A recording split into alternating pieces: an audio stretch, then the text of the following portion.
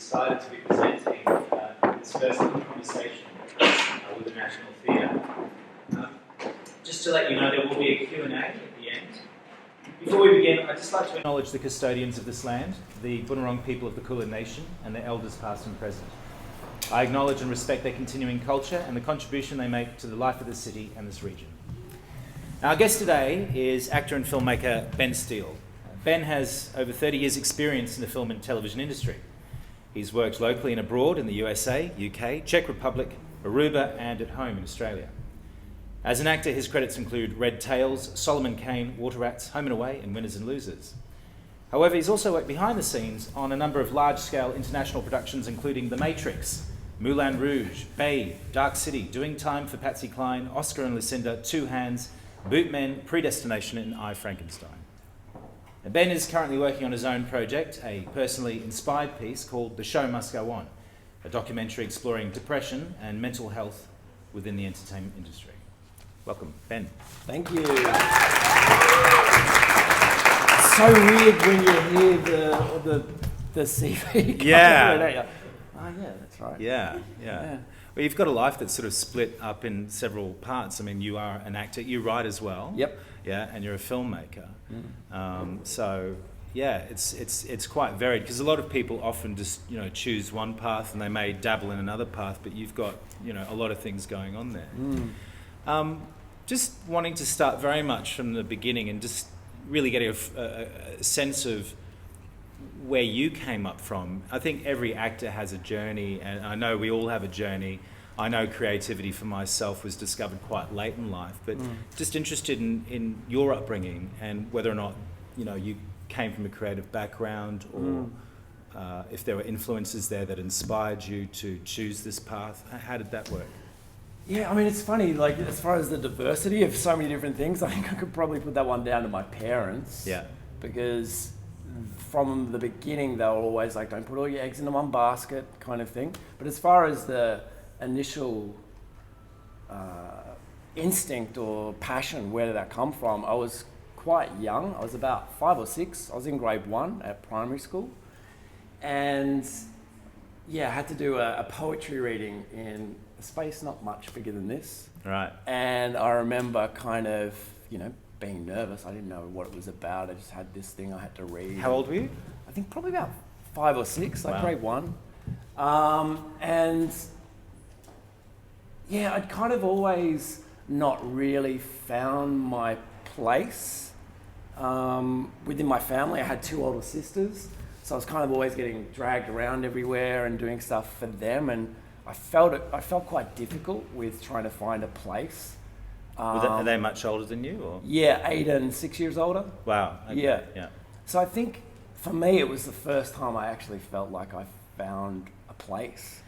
Did you find, because your sisters were so much older than you, you were sort of not included in a lot of things? It was kind of a mixed bag. I think there were certain things, like, even though they were girls and I was a guy, that you still kind of I looked up to them and did want to participate in what they were up to, because they were going off with the big kids doing stuff. Just wondering if there was a lot of time alone for yourself to be in your imagination. Yeah, I think I remember building stuff. I remember building, so I did have quite an active imagination. I remember building I think it was after I had that first inspiration of wanting to be a performer from that poetry reading. And from that point on, I kind of this is what I want to do.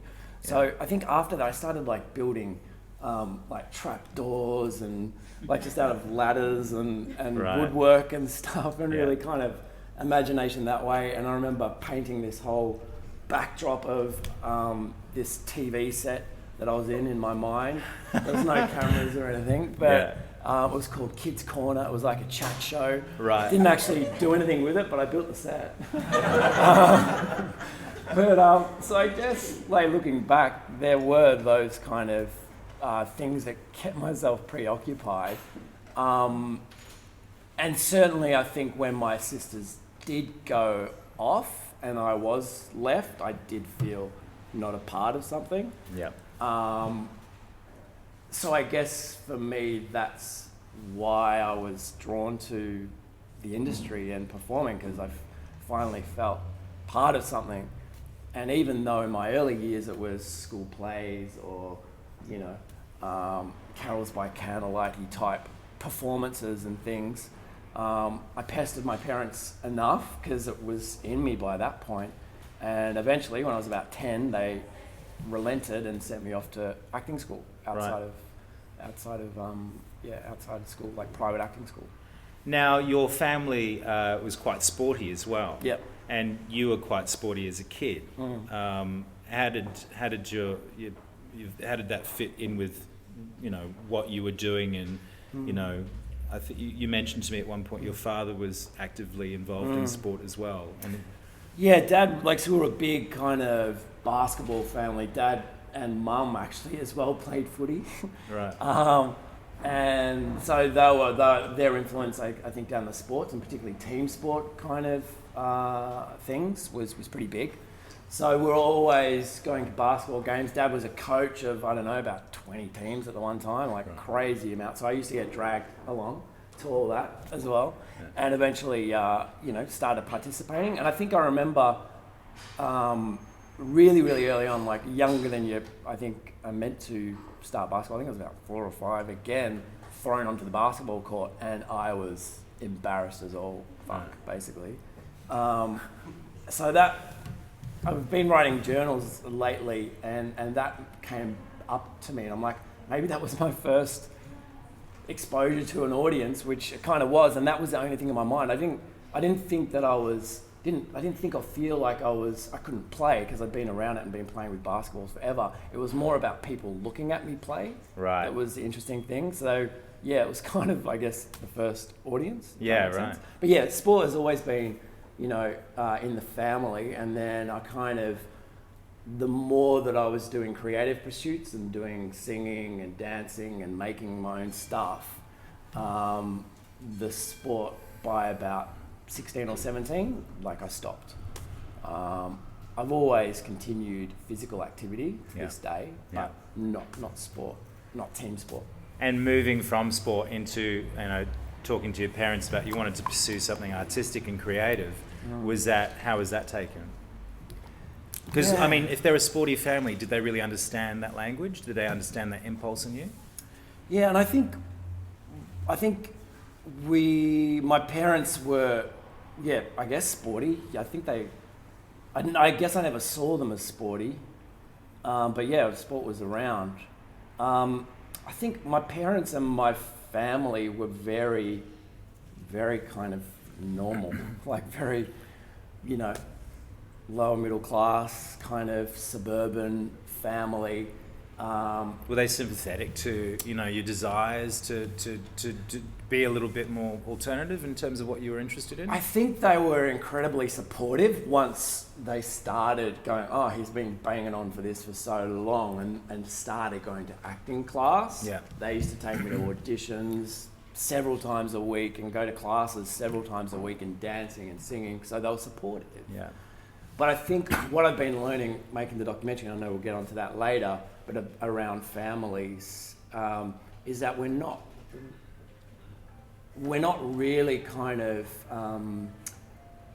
our families kind of don't really know how to handle creative people, for one. I think generally raising kids is hard. There's no manual for it, and people are just doing the best that they can. But I think certainly as creative people, and one of the things I'm hoping to get out there with the doco as well, is some of the differences of being a creative person for families, so they can kind of understand. So if they have got a creative kid, they kind of can understand their language a little bit and understand how to support them. Because if you're not creative, like my parents, of course, everyone's got creativity in them, but they weren't pursuing a creative pursuit. Yeah. They kind of don't understand it. They don't understand how weird it can kind of feel that you've got all this creative energy and you want to make dreams stuff and do things and what to do with that. Quite often parents, they just want the best for their kids, and they just want them to get a job so they can pay their bills and get stuff done, live the dream that everyone wants. But creative people, we want that, but we have this fire in our gut that we have to do what we have to do. So I think if there's a way that I can communicate that through this film and help people that way, help their parents, but also help creative people, that's one of my big goals. Yeah, I suppose having those sort of experiences as a child has really informed that message in that film, in your film for you. Yeah, definitely. You said you went to acting classes. Yep. And what were they? Did you have any? Was it just a standard acting class, or was it a group? How old were you? Yes, I think I started about 10 and then was in that all the way up until I finished high school and moved to Sydney. Yeah. It was just a community acting class that, again, Mum and Dad didn't know what to do. Like many parents, one of Mum's friends at work had a daughter that was into acting. She was slightly older than me, and she was going to this class, and it was at Emerald and Baronia and Belgrave. Yeah. So they sent me along to that. Did you have any mentors at the time? Yeah, so John Benton, who was the teacher there, it was just his own little acting school. He was my first mentor, and that's one of the things I'm sure many creative people in the room and also creative people beyond understand the importance. I hope they understand the importance of having mentors and having people help guide you. And John was certainly the first. I had one or two myself, and I think had I not had other people believing in me, I would have abandoned my career at an early age. So yeah. Was that the same for you with John? Yeah, definitely. Yeah. My parents were really quite patient. John, love him to death and still in contact with him. His daughter is one of my best friends. So in contact with him to this day. But he did have some kind of quite strong opinions about parenting and how parents were kind of talking negatively to kids and things. So I'd be coming home fueled with some of this lessons that I was learning that I'd throw at their face and so they were patient with, I guess, that rebellious teenage fueled with all this new perspective. Yeah. But yeah, amazing mentor and helped me out so much and really just started my foundations with my acting. You used to come. You grew up in suburban Victoria, is that right? Yep. Yeah. Dandenong. Yeah. Right, but you used to come into town. Tell us about your trips to Channel 7. Yeah, right. So yeah, this is. I don't know how I got this idea in my head, and this is back in the day when you used to have hard copy headshots and CVs and things.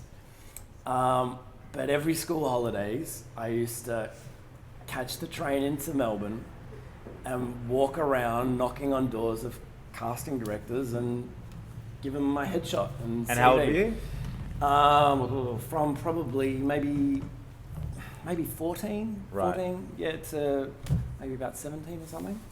And would love was just so drawn to everything to do with film and TV. Less so much theatre, though we did go to theatre quite a lot. But the magic of it all, and I wandered through Dorcas Street in Melbourne and just walked, there was no security, into Channel 7 and just started through the loading dock, and then the crew see a kid wandering around. Hey, what are you doing? Oh, I'm just having a look. And they kind of took me under their wing a little bit and let me hang out and watch stuff. And what sort of shows were you watching? So that was back when Steve Vizar was doing the Tonight Show, so I wasn't there that late, but I used to see that set. They were filming, was it Full Frontal back then? Was it Full Frontal? So yeah, I used to stick around and watch some of the recordings of that and the news sets and just kind of hang out and literally just watch stuff. And just be getting excited by cables. It's a pretty exciting environment, isn't it? It's pretty cool. Working on a film set can be pretty amazing, Yeah.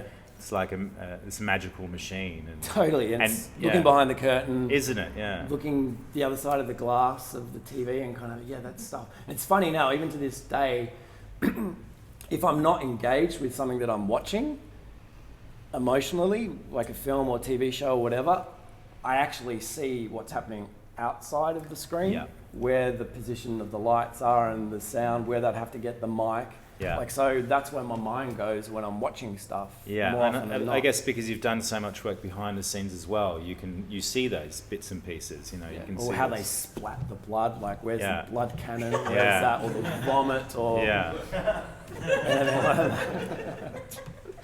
which was quite funny. Yeah, so I think I was quite ballsy, and once I had that passion in my belly, I don't think there was anything that was going to kind of stop me, because right. I mean, you couldn't do that these days. Like, just rock up to Channel 7 and No, the folks kind of take you under their wing, or no. we don't have contact time with casting directors very often.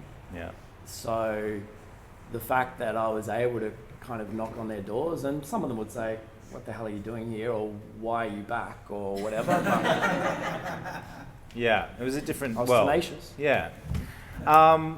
Now, from that experience of just being sort of a casual observer to actually getting one of your first jobs on Phoenix, what was that like? And how old were you when you? I think it must have been about 11 or 12. So I had this guest role. That was the first. Yeah, that was the first guest role on TV. It was Phoenix, Paul Cicluna and Simon Westaway. It was like a cop show, and I was Paul Cicluna's son. And yeah, this is kind of the first kind of look, the other side really, where I was actually acting in something. And I remember we were somewhere in, I think it was Keys Road, like Keysborough or something, and we were parked in the middle of this median strip, like where all the buses and the trailers and all that kind of stuff were. It was, I don't know, 8 o'clock at night, it was dark. I think my dad must have been sitting in the car because he wasn't with me in the trailer, but I was in the kind of makeup kind of green room, like makeup was next door, and I was in this room with couches like, this. And as a kid of that age, kind of there all by myself, and just massive smile on my face, kind of living the dream and fantasy that I'd hoped for so long. And just, you see behind the scenes things of, you see that quite often these days, but back then it was quite rare. But you'd see behind the scene glimpses of trailers and stuff. And then I was just there, and I was You're in your own trailer. In my own trailer by myself, and just... Yeah. Did you lie on the couch? Lied on the couch. Yeah. I think I may have even jumped on the couch. Yeah. And just it's quite an interesting concept being a kid. Not that it was power that you had, but you were I was an adult at the same time. Yeah. Like, you're kind of given that freedom, because I guess you're working, you're in the business. Well, you're an working. equal in some ways with the other actors, aren't you? Yeah. You are on level. It's a leveler in some ways. There is a hierarchy, I suppose, with lead actors and guest actors and all that sort of thing. But you're one of them. Yeah, I belonged. I guess it's about that kind of belonging, and you're part of something, which I think is maybe one of the struggles that we face as creative people, because so often as well within our industry, even though we have friends and have colleagues and have circles, quite often we also don't belong because we're competing with people. So it's a kind of a mixed thing there, where you're a part of something and you belong, and you certainly belong within our little world, our weird little part of the world, as opposed to out there in the real world. There's the other side that I've experienced. I don't know if you have, and I'm sure you have, where you are part of something, and then you're not. And there's that thing about belonging, and then not belonging. And that can be quite painful as well. Yeah, definitely. If you're on a show for a long time, which you have been, or even just a short time, there's that sense of bonding and then breaking up, and that can be quite challenging. Yeah, definitely. Yeah, so I had quite a big struggle with that, and I don't think I've really fully dealt with that. But I've done probably the most amount of recovery and work on that in this last year, and that was the aftermath of being on Home and Away for 2.5 years, and then then getting cut from the show. So there's that kind of level of loss and grief, I guess, that when you have something and it's taken away. But it can also be the same when you're in a show that performs in a theatre and it's running for however many weeks, and then that also just naturally comes to an end. It's a pre-negotiated end term. And even that aftermath is very similar to being cut from a show. And creative people, particularly actors, we go through that quite a lot in our careers over and over again. And there's been a phrase coined about that, which is post-show blues. So it's basically when the show comes to an end, you get a bit down, because you are in that environment, that creative hot pot of energy, and you're building relationships, and you're with these people 24/7 sometimes when you're out on you're shooting on location, or you're touring as well, around, and you're in this environment that is just so what you're meant to be doing, and in this little world. And if you don't have family responsibilities or partners or any of that kind of stuff, these people are your family. And even if you do have partners and families and responsibilities, you don't have to worry about them today or while you're there, right? And that can be a recipe for disaster for other reasons. So certainly, I guess for me, the Home and Away thing, it's a weird one. You logically know that it's not about you, but it's so hard not to take it personally. Of course, yeah. It's been this is quite a dramatic way to look at it, but it's the only job in my life that I've been fired from. Which is quite a harsh way to look at it. And you're not supposed to take it personally either. Right. Yeah. No. Yeah. Yeah. Because it's not about you. It's not about me. No. Your character comes to the end of its journey. Right. Is what they say quite a lot. And that's how they pitched it to you? Yeah. Right. I remember as well, it's quite a funny end to it as well, because now what's her official title? Head of network executive at Channel 7. She was just new into being a producer at Home and Away as well. And I know this is going to be on a podcast, hopefully okay with hearing this. But it was I was her first person that she had to kind of let go as well. So she was actually... It's a bit messy. She was more upset. I think I was in shock, but she was a mess and crying, and I'm sorry. I was like, okay. Yeah. So just proceeding, Home and Away, you were in Sydney at the time, weren't you? Yeah, living in Sydney. You were working, what sort of work? You were doing some behind the scenes work? And yeah, so basically, I guess going back to my parents' advice, when I was about in year 10, I wanted to kind of leave school. I was already starting to work and get commercials and guest roles and little bits in films and stuff. So I was like, I don't want to do year 11 and 12. What do I have to do that for? I'm already working. But I was like, I just want to leave. I want to keep doing what I want to do. And they're like, no, you need your, VCE. And they were always big, like I said before, as far as don't put all your eggs in one basket, get other kind of, strings to your bow.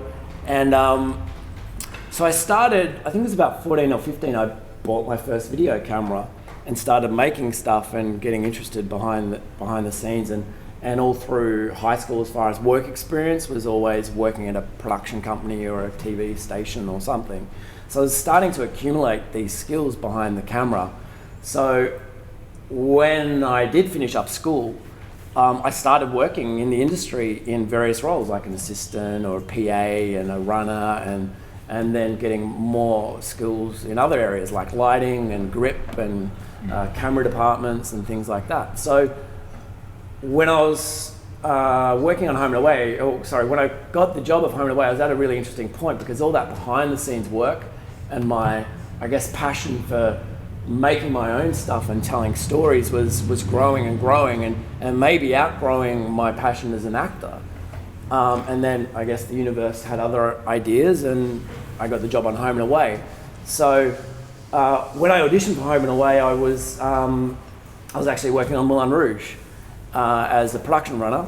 So I had, I guess, probably one of our biggest Aussie films, certainly back then it was, to date, and just amazing creativity involved in that film. So I could kind of go wherever I wanted to because I was the runner, which is the purpose of what I wanted to do at that point. So I could go from the costume department to editorial to the producers. I was kind of, you had an all access pass everywhere. Yeah. And that was amazing. There was a point, actually, funny story, that they did, because you start to build relationships with people and get to know people. They did ask me at one point if I wanted to be Nicole Kidman's driver, which means I'd kind of be involved in her little circle. And I, big balls, I guess, again, said no, because I didn't want to be restricted to just that world. I wanted to kind of see everything. Yeah. So that was quite funny. So you got the audition and you got the role. How did life change for you? I can imagine it would be quite a significant change. I mean, from not only just being behind the camera, but also working your craft that you just about let go of at that point, to also what being on a mainstream television program brings. In terms of suddenly people recognise you. Suddenly you have more of an income, a consistent income. How did your friendships change? Did they develop? Or I'm curious from your perspective how life changed for you. Yeah, I think because I was already working the other side of the camera on some pretty big, amazing, creative projects.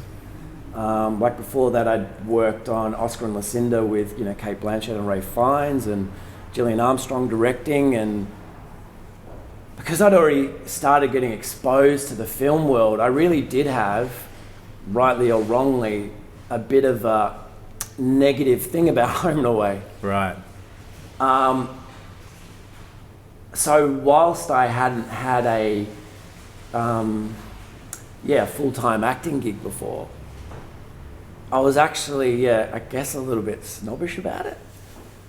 And so it took me a second, kind of stupid looking back, but it did take me a second, like, is that what I want? Is that the path I want to go down, like so many other actors? And I know I was speaking to an actor the other week about this who's getting close to a regular role on Neighbours, and similar kind of, position that I was in with that. And so I think it's a common thing that actors have. But what I would say, and what I learnt, is that there is nothing in Australia other than Home and Away and Neighbours that gives you that training ground, full stop. So, talking back to myself back then, I would have been stupid not to go on that journey and see what would Was it a question of aspiration versus reality?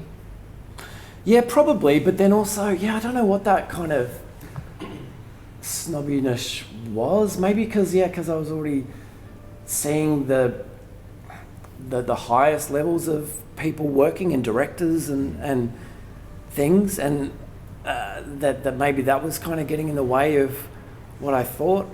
I think if you're going down any kind of path, whether you're an athlete or a performer, if you're going down into any kind of elite path, I think you have a certain amount of belief in yourself.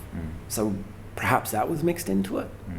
But certainly the lessons that you learn working on a soap for 42 weeks of the year, you don't get that training anywhere. I'm really interested in how it was training for you, and how you developed as an actor on the show. What sort of skills did it teach you? Well, certainly memorization of lines, like just fundamental basics like that, like learning that amount of lines and content. How quickly would you get scripts, and how quickly would you have to learn? We'd have quite a lot. Like you'd get your scripts 4 weeks in advance. Generally, it kind of fluctuates as well if some crap's going down or whatever. But generally about 4 weeks. So you would have time, but it's just about the volume of it. Like I think we can retain in your short-term memory, quite a lot of information, but just for a short period of time. But if you had to hold that in there forever, you wouldn't be able to, because you get thrown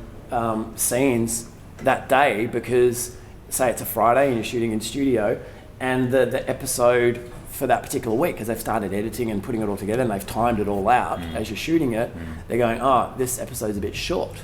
So the writers are upstairs and they just write this whole new scene, which doesn't really need to be there or anything, but you've got to do it. And so they write this 3-page scene that they just give to you like 15 minutes before you have to shoot it. So then you have to, so I think just doing that a few times as well, you have to just be open to what's going to happen and what challenges are going to face you there. So whilst there's a certain amount of routine about it, there's also that unknown factor. And I guess the more comfortable you're getting with some elements of your job, the more open you may be to some of these other exciting, adrenaline rushing kind of things where you have to learn a scene and nail it and get it done. I suppose it stops you from making any choices as well.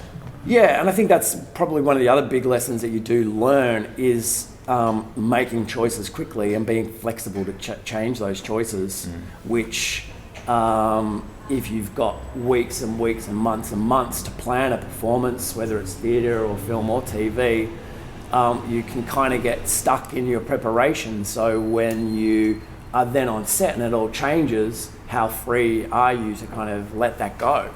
Does your relationship with your cast, because they're obviously in the same boat as you, how important is that relationship, your dynamic and the levels of trust that you have when you're being thrown material so quickly and sometimes out of the blue? Just being able to work with them, how important is that? Yeah, I think you're all on the same boat. Yeah. So, if there's pressure or if it's sinking or there's time limits, you're all in that same situation. So I guess you're building that kind of connection and trust with each other. But having said that, and I'm sure it's been the case with you, there are, over your career, just like in any career or job, there's some people that you don't like and don't get along with, but you have to do your job. So that can also be something that you have to navigate and negotiate and learn along the way.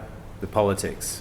Yeah, the politics, but also, egos or this or that, or they're getting more exposure than you, or like there's lots of different things that come into play, I think. Yeah. Friendships at that time, have they remained? I mean, are you still remain close with, because it's quite a considerable amount of time to be working with someone, as you say, in that hotbed of creativity. I mean, and I've always found that sometimes when you leave a show or leave a production or a production ends, sometimes the friendships that were so important, so close, you were so close with, they seem to end as well. And I was wondering if that's the case with you. Yeah, I think there's no hard and fast rule on that. Like, there are people that I'm still in contact with from home and away that I have got those friendships with, and we catch up from time to time. Some folks behind the camera as well. But you're never in that environment again the same way. 24/7 at the coalface, right? In the trenches together. Yeah, exactly. Yeah. Unless you're fortunate enough to run into them and work on something else together. Yeah.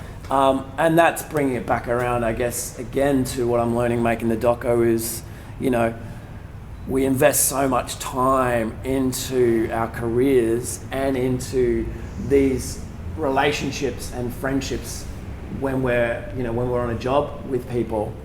Sometimes at the expense of the other support that's around, whether it's family, friends, or other, support people that are around us. And sometimes with some people, when the job finishes, there's no one else there because you haven't invested the time in it. Yeah. And also having having friendships and relationships and connections with people that are outside of that, so they can give you a little bit of perspective. Yeah. And did you have many of those? Yeah, I think I did, but if I'm honest as well, which we're being today, I think I didn't do as well as I should have on that. Yeah. Yeah. Yeah. I was in Sydney for 11 years of my life, and I've got a couple of really good friends up there, but I don't have many friends. Yeah. Yeah. Yeah. In terms of relationships, I thought, they can be quite difficult to, especially in a creative, when you're working creatively, because sometimes you have to be here or you have to be there, and you're very much at the mercy of an industry that can be schizophrenic at times. And so, I mean, were you able to hold down any personal relationships? And it's funny. I mean, I've never, and this probably addresses my last comments as well, but I've never needed to have a relationship, like a personal relationship. I've only had 2 serious relationships in my life, with my ex and with my husband. So I never kind of really was after that or pursuing that. I was dating people and seeing people and hooking up with people and stuff, but it was never really a thing that's what I needed. For me, it was probably more about my career. Yeah. Like that's what I'm meant to be doing. That's my passion. That's what I'm here to do.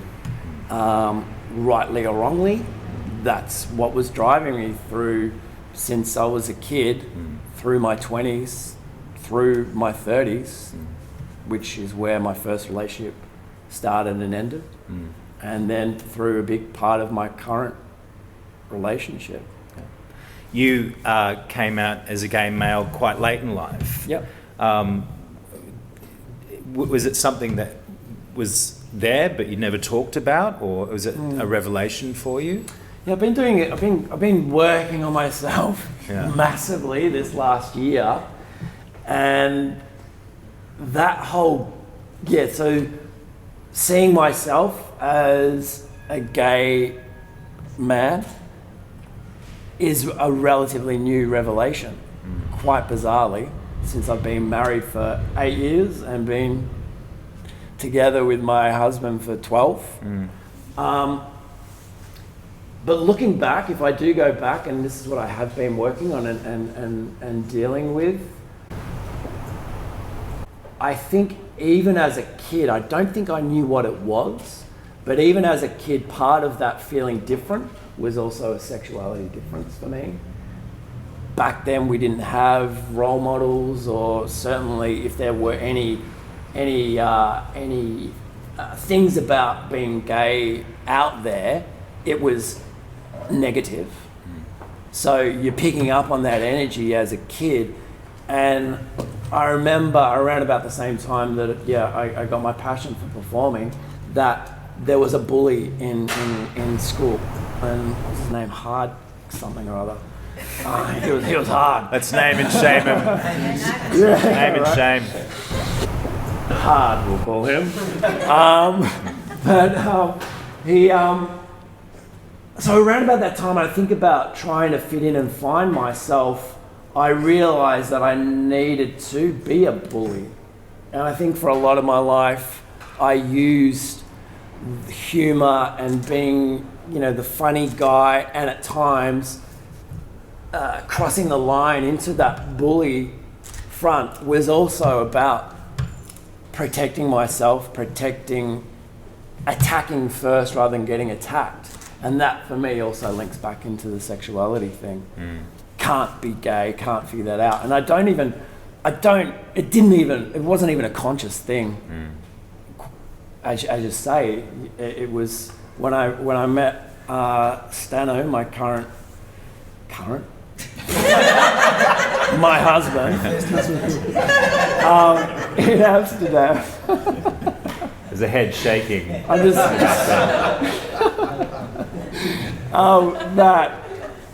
that part of me really kind of, the connection we had when we met really just came alive, and I'm like, whoa, and explored that and was brave enough to explore that, but it wasn't a big deal.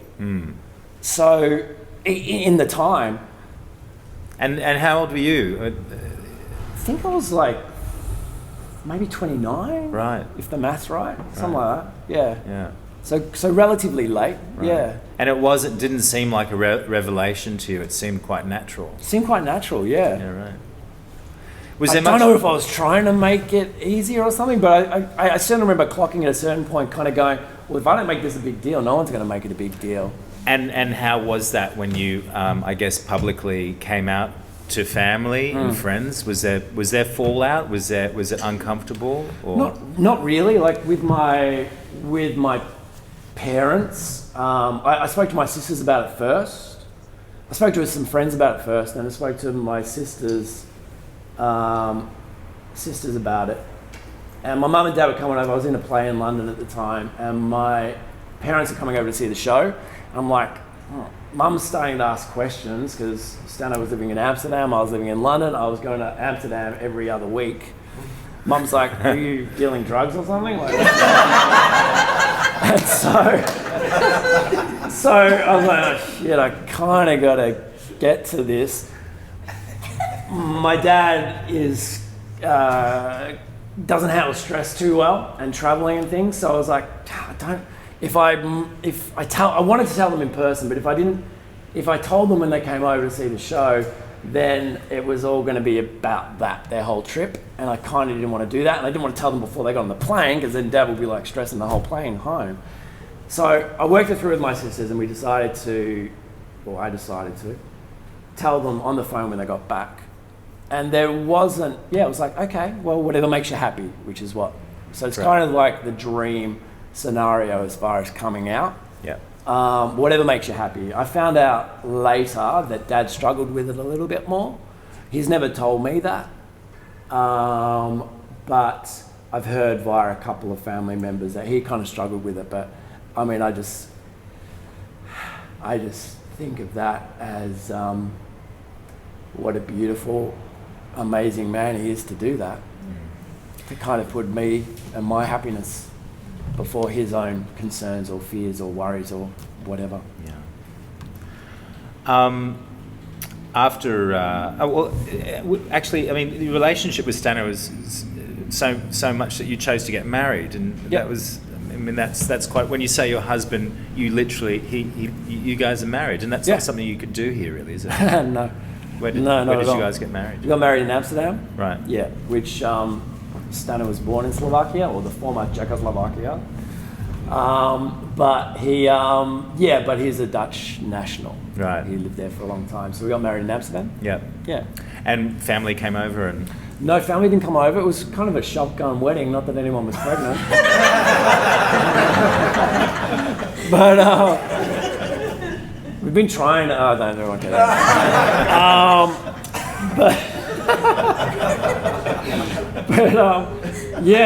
It was funny because we got engaged in April. We had planned a trip to go to Paris, and we were both thinking at that point in our relationship and life, we wanted to get married. And I remember us talking about it before us both going, and I think he may have said to me, we should maybe get engaged. I think he kind of joked about it. I was thinking exactly the same thing. So he got rings, and we kind of got engaged, and we got married 2 months later. So we didn't kind of set it up in a way that everyone could get to us, but what we did do was, and this is very early internet days, so we're way ahead of all technology, but we had it online. So we had a camera there set up that we connected to the Town Hall Amsterdam's Wi-Fi, and we had the wedding online so folks back home could watch. Wow. A few technical issues, but we got there. Yeah.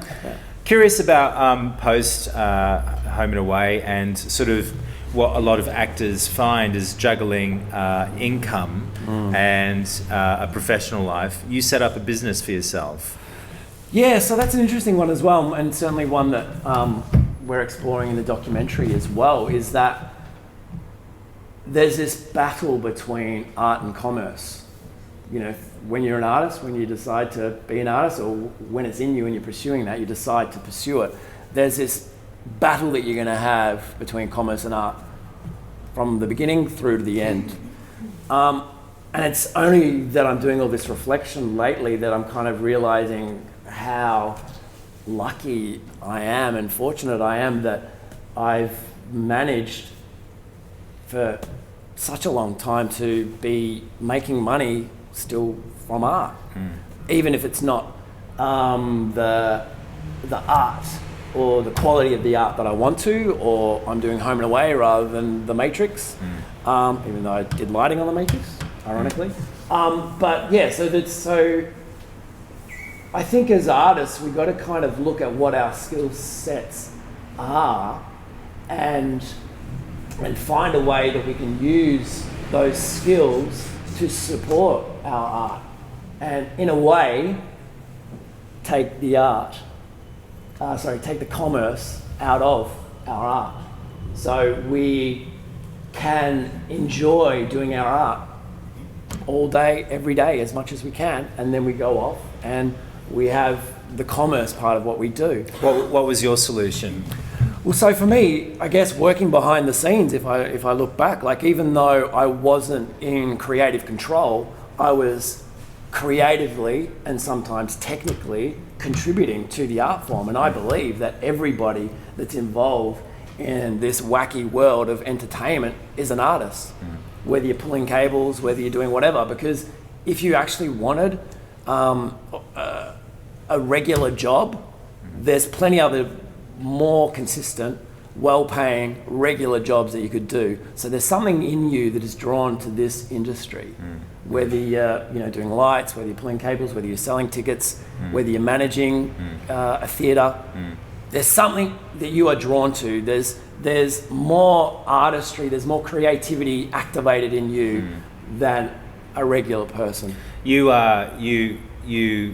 coach actors and you shoot things for actors, and that's been a way of managing that situation and that those circumstances. Yeah, and it's funny that it's not been conscious. It's just evolved that way, and I'm so fortunate that it has. So yeah, I mean, I've got a self-tape studio, and I shoot showreel scenes for people. I do corporate kind of producing and directing. I used to do writing for people, but and between all those kind of creative and logistical interests, I've managed to support myself.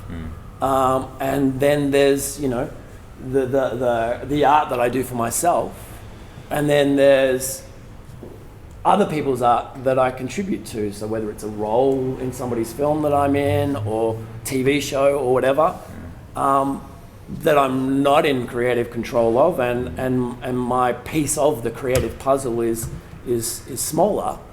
So I'm kind of, and I think we need to kind of think outside the box that way as artists, and take off some of the pressures that society and parents perhaps put on us to live up to certain expectations of what you actually need to survive in the world, and address that balance for what feels right for us. Because yes, we all need to pay our bills, but there's nothing more rewarding in the world than following your dream and getting to do what we do. So that's why we do it. That's why we have to do it. It's very much on the surface for you, isn't it? Yeah. Yeah. Really? But I mean, in the sense that a lot of people, they deny that to themselves, and they bury it deep down, and it never gets expressed. And how important it is to people is never acknowledged. And I think it's really wonderful that it is so.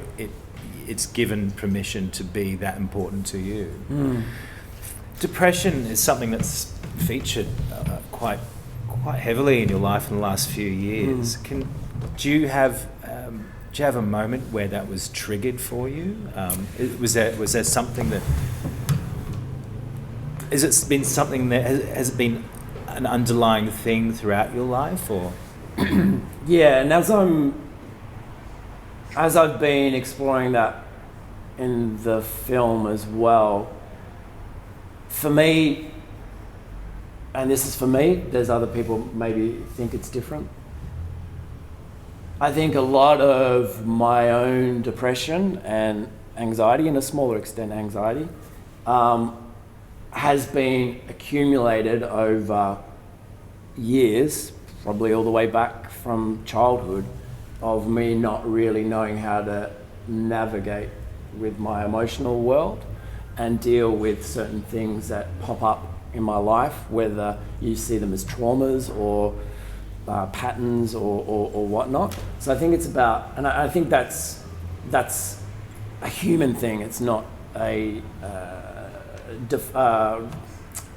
it's not only a creative thing. I think it's across the board. So for me, that's where I think depression has come from in my case, and the bits of anxiety that I have also come out of that. So it's not something that there was a snap moment or there was one particular event that occurred. But as I'm now working back and going through stuff and unpacking stuff, I'm kind of understanding and clearing some of those things about myself, and also choosing to the behavior that I'm acknowledging about myself, or my reactions to certain emotions or certain situations, making the choice of how I want to handle that, rather than going down in the way that I have been doing into certain patterns that have accumulated over my lifetime. So that to me is what has brought upon depression in my case. Has there been, I mean, I know it's fairly rife in our industry, and it's speculation really, but the idea that work can be so inconsistent and so much value we have on ourselves is put upon, being able to do the things that we love and being appreciated for them, and to be able to work consistently. But when we're not able to do that, and that doesn't get expressed, and we're dealing with unemployment, and we're dealing with making a living, and at times we're dealing with providing for a family. I mean, do you think that there are contributing factors in the entertainment industries that may not be there for other people, and has that played a part for you? Yeah, I mean, I certainly think that mental health across the board is the same whether you're working in this industry or not, as far as there's certain commonalities. I think what's unique about the entertainment industry is that we have certain categories, whatever. So we have certain things that, for example, that the work is inconsistent. That's not unique just to our industry, but the fact that we're having to work away from our family, coupled in with the work is inconsistent, coupled in with that maybe society doesn't value what we do, or people don't understand what we do. So if you start adding up all the things together, then that's the unique thing about our industry. So we're not just faced with one issue like fly in, fly out workers, that you're away from your family and you're working long hours, because they're incredibly well paid for what they do, whereas we're generally not a lot of us. If you're at the high actor level, you are maybe, but so you see what I'm saying? So it's the fact that, so a lot of the things that we face, other people face in other industries, but it's the fact that we're dealing with multiple things at the same time that maybe puts us in a higher risk level than other industries.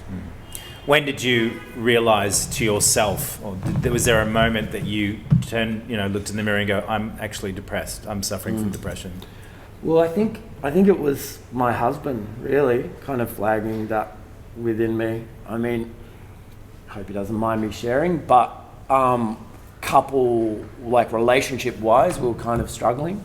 So my path into seeking help was actually via our therapy that we started having together, and then that led on to me getting personal help, which has led me on to trying out a few different few different therapists and things. So I remember there was a certain moment there, because we deny it for a long time. I think it's hard, people generally, but I think some things about creative people that struggle with it a little bit more is that people don't get us.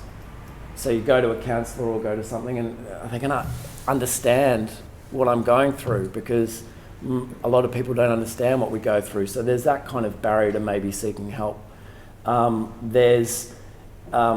for me, what happened was there's people out there that are going to need it much more than I need it. I don't want to drain Beyond Blue or Lifelines or the other kind of traditional resources. I didn't want to kind of clog up the system, because I'll be fine. I'd get on with it. So once I kind of got past those barriers, and through the persistence and I guess support and suggestions of my husband to get the help, I was like, okay, fine, I'm going to do it. And what was surprising, and what I'm hoping to try to help fix through the awareness of making the doco, is that once people want to get the help, it needs to kind of be there straight away.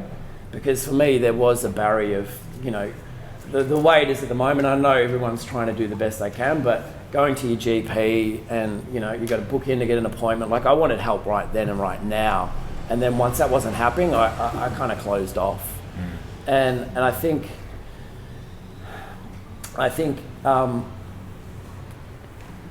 one of my other acting mentors committed suicide last year, and he had support and had people kind of helping him and reaching out, but the system wasn't actually helping him. He was checked into hospital. Well, they took him to hospital 10 times. He stayed overnight twice. He needed to get much more kind of help than what he was getting, and the system didn't allow it. So whilst there are support services out there, I think we need to do much more, that when somebody is brave enough to get the help, it should just go really, really easy for them to streamline the help, rather than go to your GP and then after that point then you've got to tick this box and then go down and then go to a specialist and then find a specialist. And sometimes, yes, there is Medicare levies and you can get onto a plan, but sometimes even that, particularly for creative people that are living, week to week, forking out, $90 if it's a $130 session. That's a lot of money to fork out. So for me, there's some barriers there that we kind of need to fix with getting help, because I certainly felt that as well. When I started the Google search to try to get help, and then I called up some places and realized how much it was going to cost, I kind of went, okay, I gave up. And it was only because a friend who is somewhere within this mental health space kind of said, I know somewhere you can go that it's on a sliding scale, and he got us in there, that I got help. There seems to be a lot of it around mental health issues and depression, and it seems to be on the rise. And I'm just wondering, through your research and investigation, if you've had any insight as to why that may be, particularly now. Is it got to do with social media, or I don't know? Have you had any revelation? Yeah, one thing that just occurred to me right then, I just want to acknowledge Dr. Adrian Fisher in the front here, and Catriona, who's co-producing the documentary with me. And Adrian and his team at Victoria University did a bunch of research around mental health and well-being in the entertainment industry. So I just wanted to acknowledge these two amazing people, and I'm just trying to see if there's anyone else that's linked into that. No. So a lot of what I've been learning have been through, these amazing people that are doing the work. I'm not an expert in any of this, and I preface the whole discussion today down mental health around that. I'm figuring out things for myself, and I'm talking to people and learning as much as I can so that I can make sense of myself, and also try to see the bigger solutions for the industry and society. For me, what I've discovered is, as far as why are we in this situation, I really believe it's that, and this is not talking badly about parents because they're doing the best they can and it's tough. I'm not a parent, I've never raised kids. A lot of my friends have, and I've seen the struggles, and my sisters have. I know it's hard, but we're not taught how to really help our kids deal with their emotional life, their emotional world, deal with their sexuality, deal with so many things these days. So it very much is a society problem. The parents are doing their best, but the kids are picking up on the way to be and deal with via those environments and what they're learning. Then they go to school and they're also not really equipped with things there. And again, this is not talking bad about teachers, but teachers aren't equipped to help navigate and let people grow the way that they need to grow. So it's parents, it's education, and if we're talking creatively, it's then going into your careers after that, whether you're going to drama school or dance school or music, the Conservatorium of Music or whatever. We're also not taught how to deal with the unique challenges of our particular industry and being a creative person. So you kind of couple that. You can look at it like there's four cornerstones. There's the education, there's the self-awareness and self-development. There's this magic thing of that we can't really define, is the spirituality or external kind of importance of what we do. And what was the fourth one? I can't remember. It will come to me. But all those things coupling together make it much more difficult to navigate these things within ourselves. That's what I believe. So it's very much a systemic issue, socially systemic issue. Definitely across society, but then again, we have those unique pressures in our industry that just compact. And that's why there's 9 entertainment industry workers a day attempting suicide. 9 a day. Is that in Australia? Or? In Australia. Wow. That's why our suicide rates are double the national average. Yeah. In the entertainment industry. In the entertainment industry. It's staggering. Yeah. Anxiety is 10 times higher than national average. Sleep disorder 7 times higher. And depression 5 times higher than national average. This is all thanks to Adrian and his team and Entertainment Assist, who are my charity of choice for today. That's why their research is so amazing, because now we have these cold hard facts that we can work with. So moving through obviously the documentary has very much been an inspired piece of work. Has it been difficult to try and find people, subjects to talk to within the industry who have been willing to be open with you? The biggest resistance I've got to talking on camera is from people that aren't on camera, people that just don't want to be on camera. So it's not about they don't necessarily want to talk about the issue, but more that they don't want to be on camera, which is fair enough from behind the camera people. Having said that, there have been just a small handful of people that didn't want to be interviewed, but a lot of those people have been instrumental and supportive behind the scenes on the project to kind of help spread the awareness and stuff. So it definitely feels like the momentum and the swell behind this movement, like everyone kind of gets that, whether they've personally gone through it, whether they've seen someone go through it, whether it's someone within their family and not in the industry, mental health is, a really, and well-being is a really important issue for people, and it's certainly among the kind of national conversation. So I think people are really connecting with it and in their hearts know that it's that we need to be doing more and we need to do something about it. Through the making of it, you've had to look at yourself maybe a bit more, and you've turned the camera a little bit more on yourself in the documentary. I mean, I've seen little clips of it, and we'll be watching a clip in a minute. Yeah. When did you realise that that you were going to turn that onto yourself and be part of the documentary that you were making more visibly? Yeah, it was quite late actually in the process. So I was inspired by the research. Mental health, like I knew in my heart through being in the industry there was a problem. I started kind of exploring making some little videos and running a therapy for actors kind of workshop. And that, I think that was subconsciously, I knew that there was some stuff going on with me that I wasn't dealing with, but at that point I wasn't aware of it.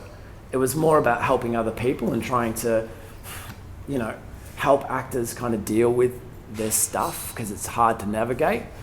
So it started off that. And when the research came out, and I started making a few little videos for Entertainment Assist, it kind of occurred to me that it's a much bigger story and a much bigger issue that needed a film behind it, like a feature behind it.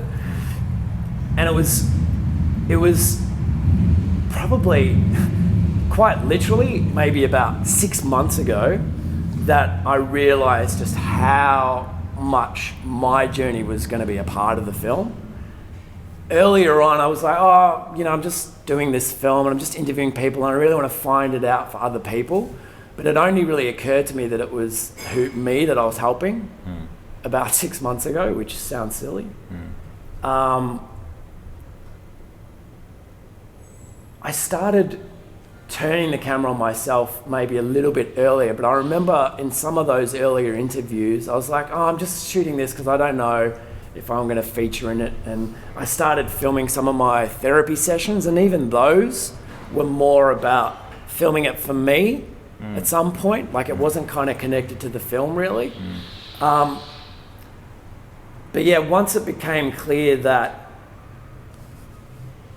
my journey in the film was maybe a way that people would be able to connect with the issues a little bit more intimately, then I started turning the camera on me a little bit more. And it's been quite interesting, even though I've been on this journey and I've been looking at my, you know, relationship first through counselling and then like couples counselling and then myself, I didn't really start to go on the actual journey. I was keeping it at a distance, I think as a way, because I had to.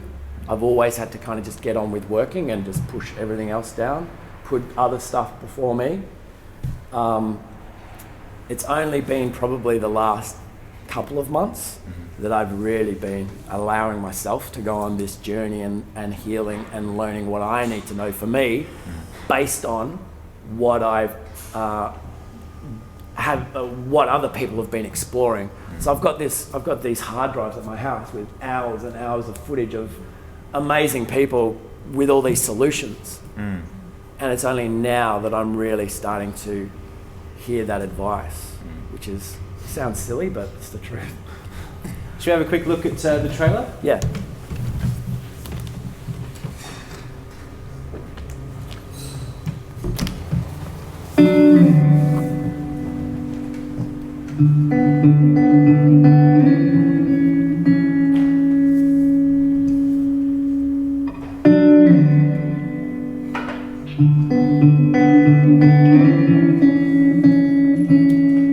I've seen a lot of my colleagues struggle.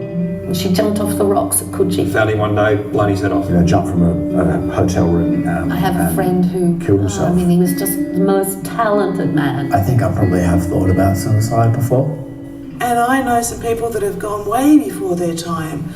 We're going to change this, you know. What's amazing, this research that's happened now and this groundswell that's happening and the doco that's going on here, Ben, is like this is going to save lives. I haven't heard of any support, to be honest with you. I think if this doco is anything, it's to start the conversation. To have conversations like this, to talk. I've never had an in-depth conversation with a colleague about mental health.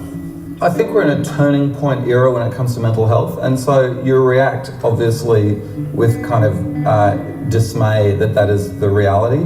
But also, until people start talking about these things and until these studies are published and it kind of makes people stare at what it is in the face, it's very difficult to galvanise any change. It's been real tough 12 months, and it's really made me aware, not just for artists, but for people in general, you hit a certain age and people don't want you anymore.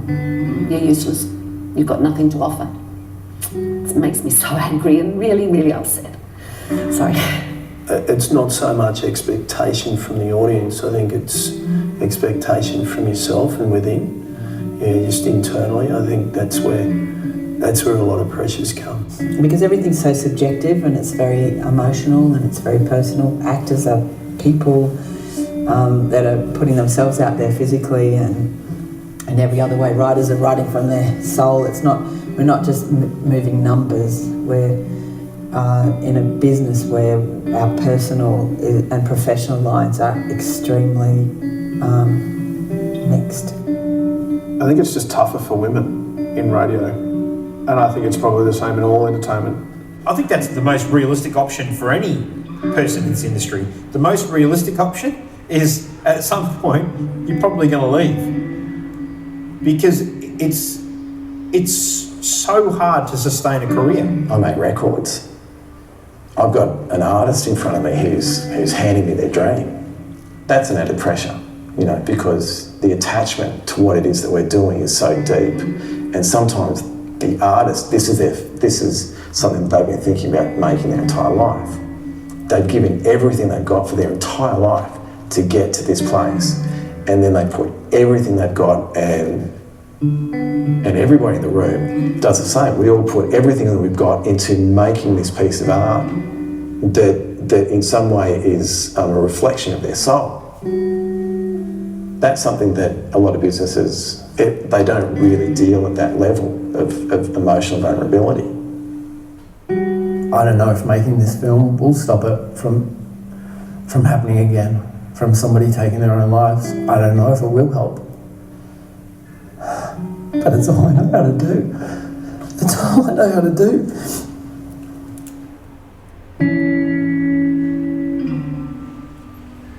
Thank you, Ben.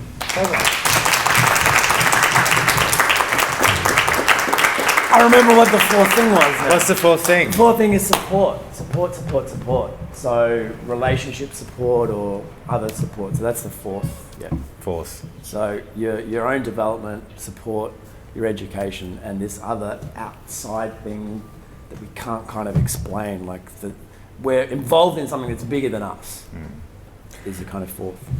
Have you got a release date? We're hoping for Mental Health Week this year. Yeah, so we're working towards that at the moment. Now, part of this, you coming along, it's a donation-based event, and the charity of your choice has been Entertainment Assist. Yes. Would you mind talking about that and why it's important to you and the work they do? Yeah, so Entertainment Assist is a charity that covers not only performers, but the whole industry behind the scenes as well. And so they were instrumental in the research that we now have across the industry, which is world first research that, you know, we can hopefully go bigger and take it abroad, that, you know, this is powerful stuff. So Entertainment Assist are responsible, you know, for that research. They offer free training for any entertainment industry workers twice a year in Sydney and Melbourne at this point. And they've also, you know, getting out there, spreading the word about mental health across many different forums within the industry. So, yeah, really, and also bringing parts of the industry together, which is another massive key thing and undertaking. So really just prodding everyone in the industry to say, hey, what's going on in your theatre, in your ballet studio, in your, you know, all over the industry, what's happening, what are people doing, how are they coping, what are they trying, what policies do you have in place, how are you supporting them, and all that kind of stuff. Because one of the biggest things is, you know, having a creative career is that more often than not, you're going to be freelance. So you don't have one employer that you work for a couple of years or, you know, your whole life. You know, back in my dad's day, he had the one employer his whole life.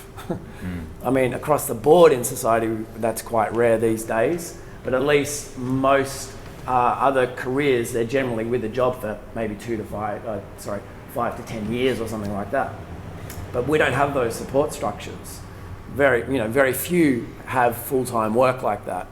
So we need organisations like Entertainment Assist and the unions and the guilds and the bigger organisations that do exist to kind of all come together to kind of help support people that are, falling between the cracks. So Entertainment Assist for me are really important. Fantastic. Any questions? Let's throw some questions out to the audience. I'll let you do that. Go for it. Before you started making the film, were there any preconceived ideas you had about mental health and things that you thought were true, and then they got obliterated or smashed open, or anything that shocked you when you were making the film?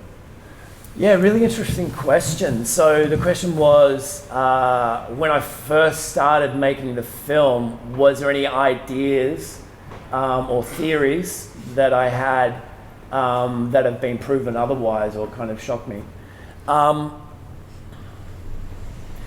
Probably the biggest surprise. So when I started making the film, I didn't have a plan. I just knew instinctually that there's something going on. And when the research came out, I was like, there's something happening here. I didn't have a treatment. I didn't have a plan. I just started filming and started making it. So I didn't have a plan. But probably one of the biggest surprises that has kind of come out of it, well, for me, like working in industry, was that ageism.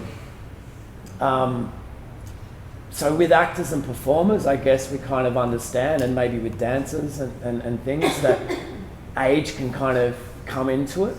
But what I was surprised about is that behind the scenes, there's actually massive age issues.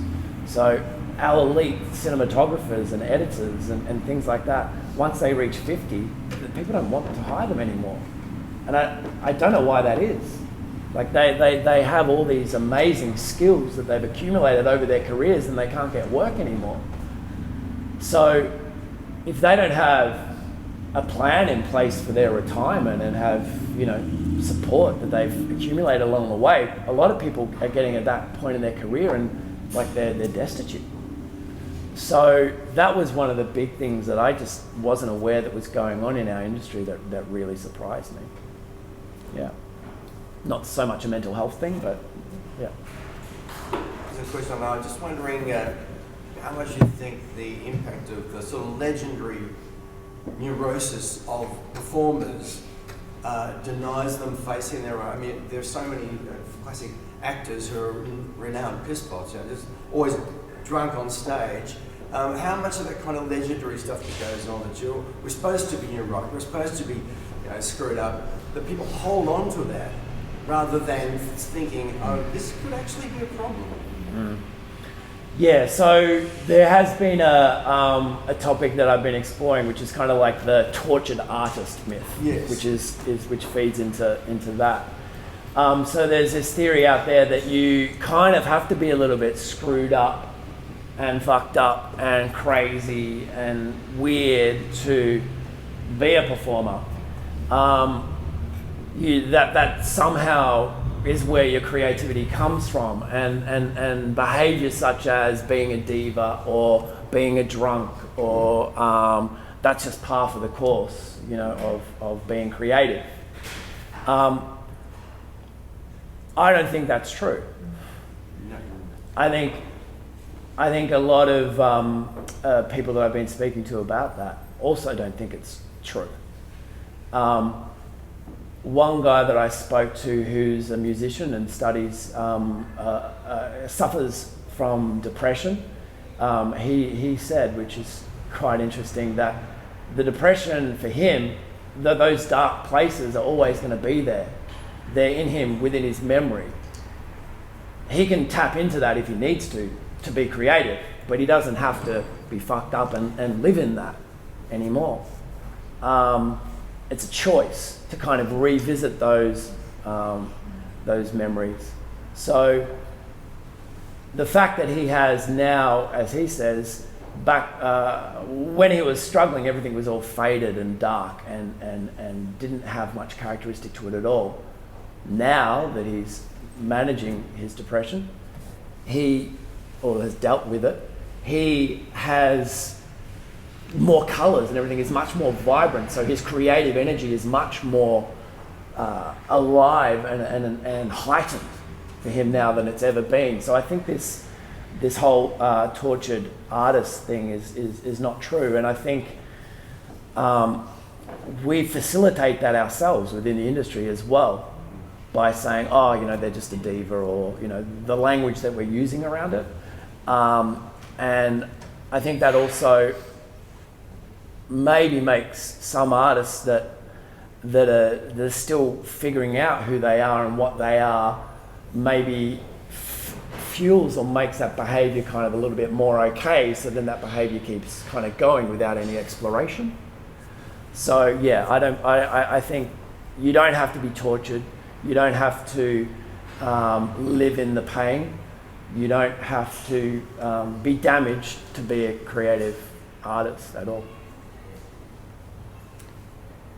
Hi, I wanted to ask you, do you think, before you mentioned anxiety, stress, eating disorders, all those kind of aspects that are part of mental illness, do you think that schools or education should introduce courses like mindfulness or meditation to equip people with skills that they could help themselves as well while, you know, they are growing up, or while as adults facing those stress? Because there are techniques that we can really learn that makes us better at managing stress or anxiety. Do you think that maybe we should push for the government to introduce them formally in high school, maybe primary school, so that they make us stronger? Yeah, definitely. It's funny. A few months ago, I saw this video. I think it was from the US, and it was elementary school there, which I think is after primary school, before high school, and their detention, where, you know, kids get into trouble, and traditionally that's where you get punished for doing something wrong, which is normally quite boring and quite punitive, and go to write lines or whatever. Their detention was actually meditation and yoga and mindfulness. So kind of addressing maybe in a more holistic way, and kind of teaching them how to be more in touch with their emotional world and what they maybe need. So fueling them with skills rather than you're wrong, you're bad, you're damaged, you're da-da-da kind of thing. So yeah, I think on the education thing, it's a big thing. Like what I was saying before, like as far as what is actually the core of it, it's a big society thing, from parenting through to education and beyond. Yeah, I think things like mindfulness and yoga and meditation, and also educating people on their emotional world and how they deal with that, is exactly what we need to be doing. There's some great things happening with some of the places within the industry, like the VCA. That they're really, Margot Finlay, who is the head of musical theatre and head lecturer in acting. She's been going to a lot of symposiums, not just about creative practitioners, but also medical and law practitioners, like educators, and learning a lot. For me, in a quick, short answer, the solutions, it can't just be a subject on mental health. It can't be that for a couple of reasons. One is that who's going to take that subject? Because immediately you're going to be stigmatized, oh, you're doing that class. So it can't just be a tapped on thing. If it's a compulsory thing, you're kind of only really dealing with the surface level stuff and giving people a few techniques, which sure, it's better than nothing. But in order to really make a big difference, I believe, for the education, it has to be an integrated thing. It has to be the teachers knowing how to integrate in every subject they're doing these mindful practices, and be identifying the behaviour and things that aren't going right with some of their kids, and knowing how to handle that. So they need to get trained first, and then it needs to be in every, it doesn't need to be an elective, it has to be in every subject that there's mindfulness being practiced, not just in one particular subject. That's what I think. Maybe just one more question. I wondered, through your research and everything, how prevalent was it to be able to find mental health resources specifically for actors, for like psychiatrists that have specialised experience in dealing with this specific world? Because it's a lot of work to try and get a professional to, because when I describe to my psych the kind of things we get up to in drama school, her response is, get the hell out, that's not helpful. Yeah, right. So the question was, are there any unique practitioners down the psychology, psychiatry path that are more used to dealing with the demands of our industry or issues within our industry? Just repeating that for the audio. So there's an organisation called ASPA, Australian Health. Oh yeah, I need to find it. And it's basically a list of creative resources that people, it can be Alexander technique teachers, which is also down the mindful thing, but also people that have studied psychology or psychiatrists that have had some kind of training. I think it's ASPA. Do you know what it's called, Adrian? Yes, it's basically Australian Society of Performing Arts Practitioners, I think it is, or something like that, or healthcare. Do you know exactly what it's called? Is it ASPA? Yeah, I should know that off the top of my head, but there's so many different bits of information floating around. But anyway, and they have a list of, I guess, user-friendly for the entertainment industry type of practitioners. I believe they're on the Entertainment Assist website as well, which is entertainmentassist.org.au. But certainly we need more and more people, and there's quite a lot of actors or performers that have had a performance career and that are actually now studying some kind of psychology or therapy or counselling or other kind of practices, even yoga and stuff like that. So the more industry-friendly practitioners that way, I think the better it will be for all of us, for sure. Yeah. Thank you very much. I'd like to thank Ben Steele for being our very first In Conversation guest, and the National Theatre for being able to provide such a wonderful venue. So thank you very much.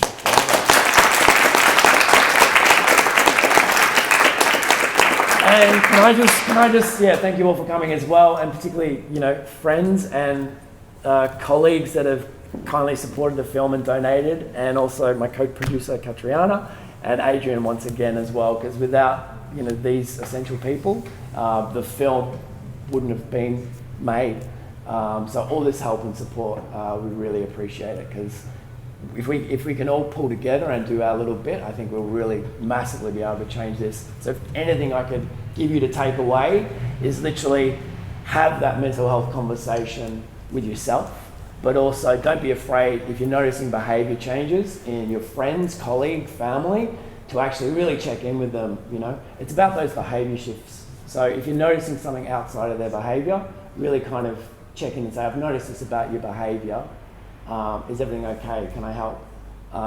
And if you need any information, Entertainment Assist has a bunch of resources on their website. Sorry, hijack that. That's great. Thanks, man. No worries. We'll be downstairs just mingling about, so if you want to join us, please do.